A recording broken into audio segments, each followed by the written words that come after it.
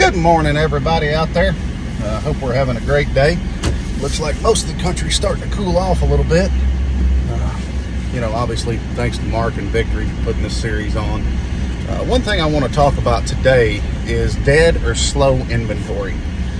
If you really look at the inventory that we have on our vehicles, our trucks, our rigs, at home, in the shop, those things, dead and slow inventory will eat you alive. And I get to walking around my truck and I get to looking at the thing, and the other thing is that you have to worry about too is if you're doing specialty work, corrective cases, those kind of things, founded horses, if you're using a bunch of glue and goo and bar shoes and different things, you have to account for those, because a lot of times those are going to be pretty slow inventory, and you also have to account for what goes into that.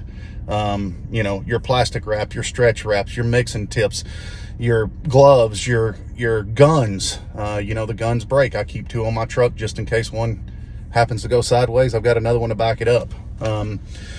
So there's a lot of things that you have to figure in that. But as today you go through, walk around your truck and look and see what slow and dead inventory is. Cecil Buffalo runs a pretty good practice. He shoes a lot of thoroughbred type horses, so he uses a lot of aughts, 1s, and 2s, and anything over that or under that Cecil makes. And anything as far as a bar shoe or specialty stuff like that, Cecil will either jump a bar in or hand make a bar or do something like that so he doesn't have the inventory on his truck. And jumping in bars are a great skill to learn and have, and it will save you a ton of money. You can do them in the forge. It's not that hard to do. You fabricated something in front of your clients. They've watched you make it. It looks great.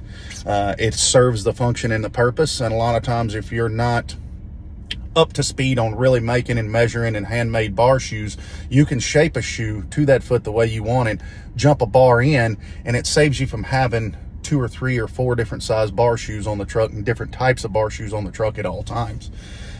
So really take a look, because I know I've got some double aughts and triple aughts hanging on my truck that I think have been there probably since I bought this rig 6 years ago. So I know the triple aughts for sure. But, if I take the money that I had tied up in those triple aughts and had put them in 1s, or in my case, had put them in race plates, I would have used them 3 and 4 and 5 times over, well, more than that. But that is money that is costing me money. So really take a look at your dead and slow inventory. It will eat your bottom line up. So look at things that move fast.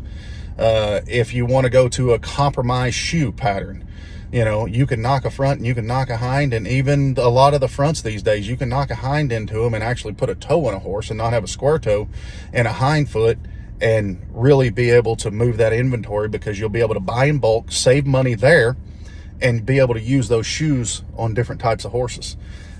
Pulling your own clips, and a lot of people say, well, I get slow in the winter or I get slow in the summer, according to where you're at. Don't use that as slow time. Don't use that as dead time. Set up shoes the way you want them. Pull clips on them the way you want them. You know how you like your feet shaped. Put them in a shape you want them. So then when it comes busy season, you can. You're pretty much reset days. We all love reset days, right? So when it comes busy season, you haven't sat idle and worried about you not making any money. Well, now you've allowed yourself to put 1 or 2 more horses on the books during the day. So something to think about. Have a great day, guys. Thank you.